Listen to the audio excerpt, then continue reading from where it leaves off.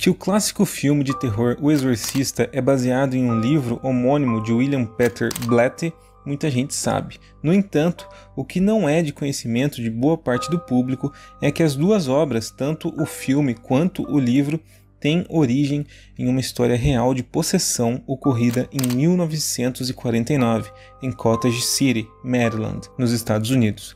E é justamente sobre esse caso de possessão, esse caso que inspirou O Exorcista a ser feito, é justamente sobre esse caso que nós vamos conversar no dia de hoje. Então, tirem as crianças da sala. Essa história é sobre um garoto que nunca teve seu verdadeiro nome revelado. Ele foi chamado por Robert Mannheim nos diários do padre Raymond J. Bishop, que relatou todo o episódio em detalhes, e depois ele também foi chamado pela Igreja Católica de Roland Doe. Independente de qual seja o nome verdadeiro do garoto, nós o chamaremos aqui nesse vídeo de apenas Robert.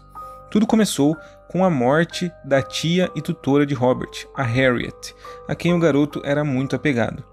Ele, deprimido e desolado, tentou se comunicar com a sua tia falecida através de um tabuleiro Ouija, uma atividade que os dois já praticavam quando a mulher ainda estava viva. Ela era espírita e ela acreditava nessa questão de comunicação com os mortos. Por causa disso, ela já havia introduzido o Robert na arte, do tabuleiro Ouija, que, para quem não sabe, é aquele tabuleiro com várias letras e números, e você coloca alguma espécie de marcador em cima. Muita gente utiliza um copo, mas também existe um marcador de madeira, para você ver o que, supostamente, seres de outras dimensões estão falando. Alguns dias depois que Robert tentou contatar a sua tia por meio do tabuleiro, os eventos bizarros começaram a acontecer naquela casa.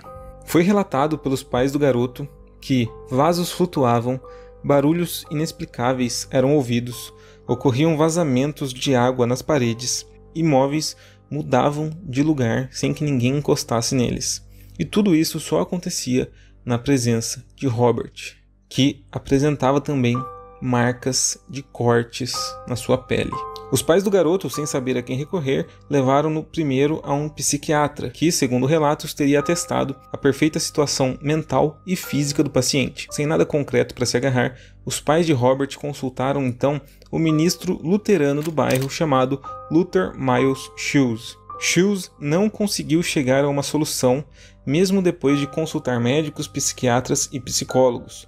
Todos saíam da casa de Robert sem respostas. Existe um relato do próprio ministro Shoes de que, em 17 de fevereiro de 1949, ele levou Robert para dormir em seu próprio dormitório e o colocou ao lado de sua cama, amarrado.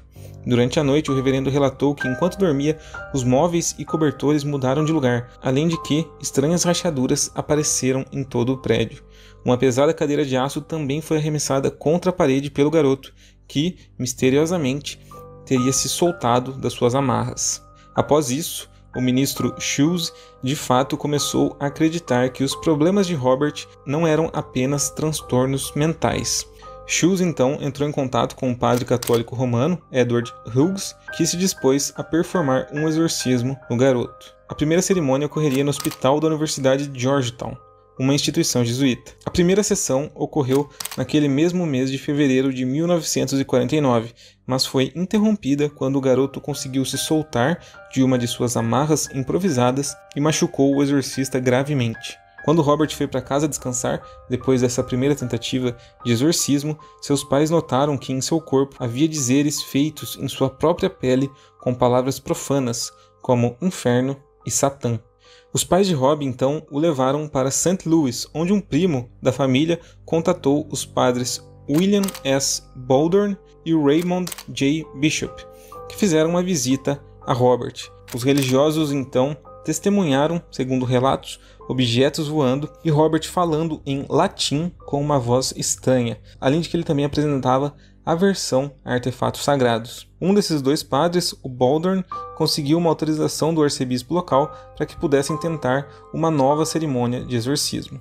A cerimônia aconteceu no hospital Alexian Brothers, em St. Louis, Missouri. Havia outros dois padres no local para acompanhar e ajudar na empreitada. Um deles era Walter Halloran. Nas 30 sessões diárias, Halloran chegou a quebrar o seu nariz, dada a força descomunal que ele dizia que Robert tinha enquanto estava possuído.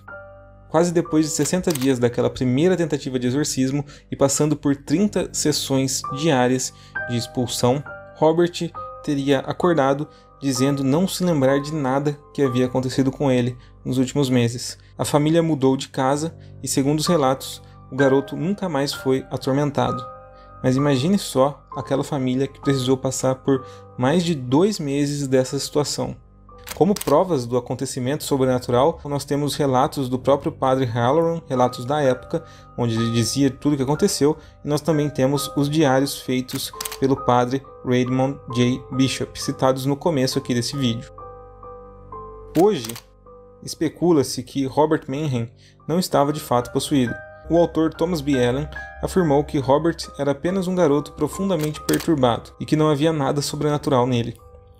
O próprio padre Halloran mudou sua versão da história conforme o tempo passou, chegando a dizer para jornalistas que o caso foi muito manipulado pela imprensa para que as pessoas ouvissem o que elas queriam ouvir. Além disso, Mark Opsasnick, um especialista em fenômenos inexplicáveis, questiona também a veracidade da história, dizendo que Halloran nunca ouviu a voz do garoto mudar e achou que o garoto simplesmente imitava as palavras latinas que ouvia os clérigos dizerem, em vez de adquirir uma capacidade repentina de falar latim. Como eu disse, o padre Halloran mudou sua versão com o decorrer do tempo e ele acabou dizendo que as coisas poderiam ser mais simples do que realmente pareciam. Opsasnick também diz que o menino poderia ter inventado tudo aquilo apenas para chamar a atenção.